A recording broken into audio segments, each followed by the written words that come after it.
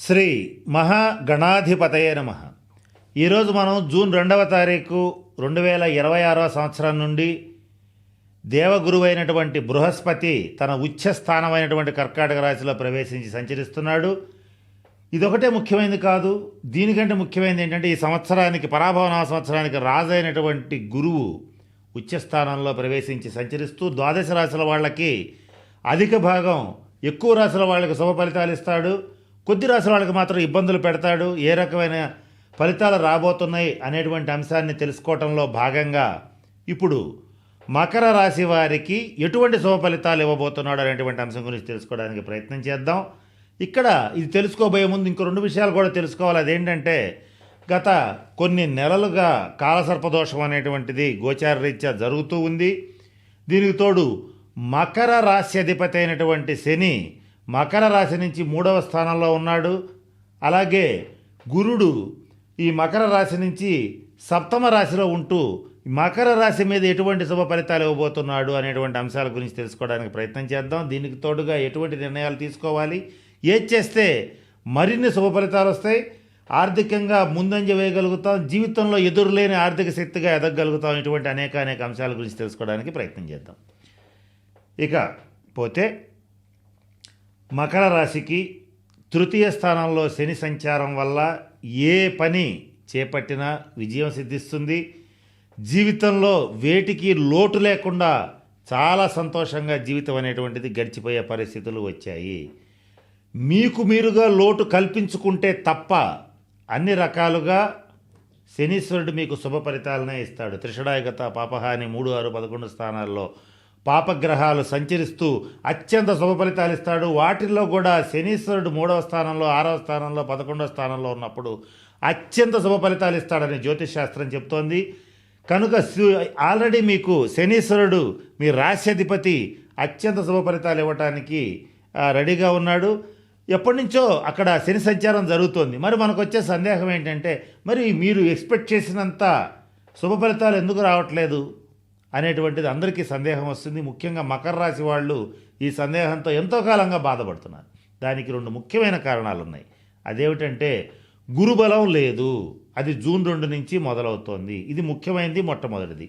రెండవది మకర రాశి నుంచి 2వ స్థానంలో రాహువు, 8వ స్థానంలో కేతువు సంచరిస్తూ వీళ్ళు చేసేటువంటి పనులకు ఆటంకాలు కల్పించటం, మానసికంగా ఆందోళన కలిగించటం, అనారోగ్యాలు కలిగించటం, ప్రతి పనిలోనూ విఘ్నాలు కలిగించటం, అలాగే ఏ పని చేయాలన్నా 10 అడుగులు ముందుకి 100 అడుగులు వెనక్కి నడిచేటట్లు చేయటం, ఇటువంటి అనేక ఇబ్బందులు మకర రాశి వాళ్ళకి చాలా కాలంగా జరుగుతున్నాయి. దీనికి తోడు గురుబలం లేకపోవటం వల్ల వీళ్ళ ప్రయత్నాలన్నీ భంగమవుతూ వచ్చినాయి. ఆ ఇబ్బందుల నుంచి గురువు మిమ్మల్ని సంపూర్ణంగా బయటవైపోతున్నాడు. వీటితో పాటుగా ఇంకొన్ని ఫలితాలు జరగబోతున్నాయి. వాటి గురించి ఒకదాని తర్వాత ఒకటి తెలుసుకోవడానికి ప్రయత్నం చేద్దాం. వాటిలో మొట్టమొదటిది ఏంటంటే, మకర రాశి వారు ఎవరైతే వివాహ ప్రయత్నాలు చేస్తూ ఉంటారో వాళ్ళకి వివాహ యోగ్యమైన కాలం. మంచి సంస్కారవంతమైన ఉన్నతమైన కుటుంబాల నుంచి వచ్చినటువంటి సంబంధాలు మిమ్మల్ని వెతుక్కుంటూ వస్తాయి.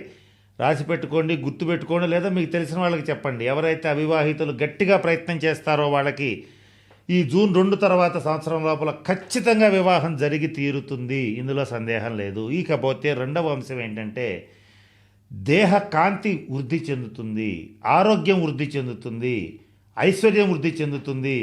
మకర రాశి వాళ్ళు మరొక ముఖ్యమైన విషయం, అతి ముఖ్యంగా గుర్తుపెట్టుకోవాల్సింది ఏంటంటే, ఈ సంవత్సరం నూతన స్వర్ణ, వజ్ర, ఆభరణ, వస్త్ర, అలంకార ప్రాప్తి కలుగుతుంది. అంటే అర్థం ఏంటంటే, బంగారం రేటు ఎంత ఉన్నప్పటికీ కూడా మీ ఆర్థిక స్తోమత సహకరించినంత వరకు తప్పనిసరిగా నూతన బంగారు, వజ్ర ఆభరణాలని ఖచ్చితంగా కొనుగోలు చేస్తారు. ఇది నిర్వివాదమైనటువంటి అంశము. ఇక దీంతో పాటుగా ఈ గురుడు శనిచ్చేటువంటి శుభ ఫలితాలని మరింత యాక్టివేట్ చేయటం కూడా జరుగుతుంది. దీనివల్ల మకర రాశి వాళ్ళకి ఒక జీవితంలో ఒక మంచి బ్రేక్ రాబోతోంది. ముఖ్యంగా నేను అతి ముఖ్యమైన విషయాన్ని ఇప్పుడు మకర రాశి వాళ్ళకి చెప్పబోతున్నాను. అదేమిటంటే, ఎవరైతే 40 సంవత్సరాల లోపు ఉన్నటువంటి మకర రాశి వాళ్ళు ఉంటారో, దుష్టగ్రహ దశాంతర దశలు జరుగుతూ 40 సంవత్సరాల లోపల ఉండి, అలాగే నీచగ్రహ పాపగ్రహ దశాంతర దశలు ఉంటూ జాతకం సరిగ్గా లేనటువంటి మకర రాశి వాళ్ళకి కూడా అద్భుతమైనటువంటి కాలం, అందిపుచ్చుకునేటువంటి కాలం, అభివృద్ధి చెందడానికి అవకాశం ఉన్నటువంటి కాలం గురువు మీకు ఇవ్వబోతున్నాడు.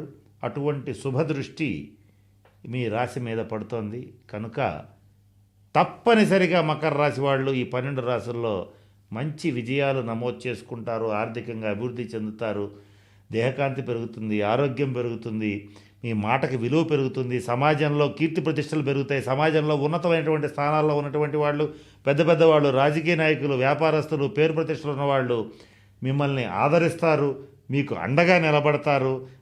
దేశ విదేశాల్లో ఉన్న వాళ్ళు కూడా మీకు వాళ్ళకి చేతనైనటువంటి సహాయ సహకారాలు మీకు అందిస్తారు.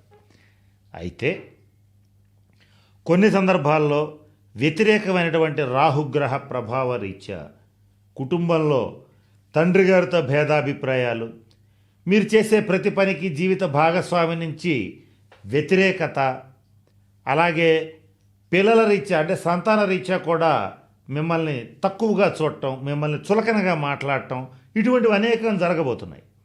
వీటి నుంచి తప్పించుకోవాలంటే మీరు చేయవలసింది ఏం లేదు, గురువు యొక్క బలాన్ని పెంపొందింప చేసుకోవాలి.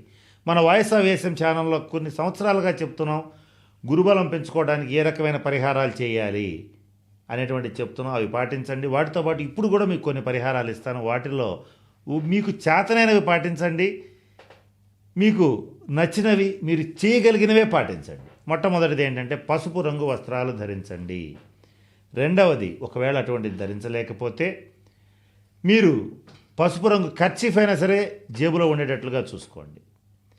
అలాగే రెండవ అంశం ఏంటంటే మీ ఆర్థిక స్తోమత సహకరించినంత మేరకు సువర్ణ ఆభరణాలు ధరించండి. విపరీతంగా వేసుకునేటట్లయితే చోరభయం పొంచి ఉంటుంది, కొంచెం ప్రమాదం కూడా జరిగేంత బంగారం రేట్లు ఉన్నాయి కనుక విపరీతంగా వేసుకోవద్దు. మీకు తగినట్లుగా, పరిస్థితికి తగినట్లుగా ధరించండి. స్వర్ణాభరణాలు ధరిస్తే గురువు అనుగ్రహం లభిస్తుంది. కారణం ఏంటంటే బంగారం అనేటువంటి లోహానికి కారకుడు దేవగురువు అయినటువంటి బృహస్పతి. ఈ పరాభవన సంవత్సరంలో మీకు ఈ గురువు యొక్క అనుగ్రహం లభించాలి అని అంటే ఆయన రాజు కూడా కనుక సువర్ణాభరణాలని ఆయన ప్రీతి కొరకు ధరించండి. అలాగే గురువారం నాడు విష్ణు సహస్రనామ పారాయణ చేయండి. సోమవారం నాడు ఈ గురువు యొక్క అధిదేవత అంటే గురుగ్రహాన్ని కంట్రోల్ చేసేటువంటి శక్తి ఒక్క శివుడికే ఉంటుంది గనక శివాలయాన్ని సందర్శించండి. అలాగే మీ దగ్గరలో ఉన్నటువంటి కొంచెం పాడుబడిన శివాలయం ఉంటే దాన్ని డెవలప్ చేయడానికి ప్రయత్నం చేయండి. దానికి మీరు ఆర్థికంగా సాయం చేసినా పర్వాలేదు, లేదా శారీరకంగా శ్రమ చేసినా పర్వాలేదు. ఎట్లయినా సరే శివానుగ్రహాన్ని సంపాదించుకుంటే గురుడు అనుగ్రహం సంపాదించినట్లే. తొలి గురువు దక్షిణామూర్తి అంటే శివుడు కనుక గురువు యొక్క అనుగ్రహాన్ని సంపాదించుకుంటే అంటే సంపాదించుకోవాలనుకుంటే శివుడి అనుగ్రహాన్ని మొట్టమొదట సంపాదించుకోవాలి. కనుక ఈ ప్రయత్నాలు దత్త చరిత్ర పారాయణ చేయండి. ప్రతి గురువారం నాడు దత్త మందిరాన్ని దర్శించండి, సద్గురువుని ఆశ్రయించండి. వీటిల్లో మీరు ఏది చేయగలిగినా, ఎన్ని చేయగలిగినా, మీ జాతకంలో ఎన్ని రకాల ఇబ్బందులున్నా ఆల్మోస్ట్ వాటన్నింటి నుంచి బయటపడి తప్పనిసరిగా ఉన్నతమైనటువంటి స్థితికి వెళ్ళి తీరతారని చెప్పడంలో సందేహం లేదు. ఇకపోతే మకర రాశి వాళ్ళు మరి ముఖ్యంగా కొన్ని జాగ్రత్తలు పాటించాలి. అదేమిటంటే మీకు ఎంత ప్రయత్నం చేసినా కూడా కుటుంబ సభ్యుల నుంచి, ముఖ్యంగా జీవిత భాగస్వామి నుంచి కానీ, తండ్రి నుంచి కానీ సహాయ సహకారాలు లభించనప్పుడు, అలాగే ఏదైనా ఒక ముఖ్యమైన పని చెయ్యాలనుకున్నప్పుడు కుటుంబ సభ్యులకి ఇంట్లో అంటే ముఖ్యంగా పిల్లల విషయం, కుటుంబ సభ్యుల్లో శుభకార్యాలు చేయాలనుకున్నప్పుడు, పిల్లలకి ఉదాహరణ చెప్పాలంటే పిల్లలకి వివాహం చేయాలనుకున్నప్పుడు, అలాగే పిల్లలకి ఉద్యోగరీత్యా వాళ్ళని సెటిల్ చేయాలనుకున్నప్పుడు ముందు మీరు ఒక పని చేసి తర్వాత చేయాలి. ఏంటంటే ఇందా నేను చెప్పిన పరిహారాల్లో ఒకటి చేసిన తర్వాతనే మీరు ఆ పనిలోకి వెళ్ళండి, అప్పుడు విజయం ఖచ్చితంగా లభిస్తుంది. దీంతో పాటుగా ప్రతి సోమవారం నాడు శివాలయాన్ని సందర్శించి రుద్రాభిషేకం జరిపించుకుంటే ఆ తర్వాత పని ప్రారంభిస్తే మీకు ఆ పనిలో విజయం తథ్యం. ఈ పరిహారాన్ని తప్పనిసరిగా మకర రాశి వాళ్ళు పాటించండి. కనుక నేను చెప్పినటువంటి అన్ని అంశాలు దృష్టిలో పెట్టుకుని మన వాయిస్ ఆఫ్ వేసం ఛానల్లో చెప్పబోయేటువంటి గురుగ్రహ పరిహారాలని పాటించి మీరు అష్టైశ్వర్యాలు, భోగభాగ్యాలు, నూతన స్వర్ణ ఆభరణాలు పొందుతారని మనస్ఫూర్తిగా ఆ పరమేశ్వరుని ప్రార్థిస్తూ సెలవు తీసుకుంటున్నాను. స్వస్తి.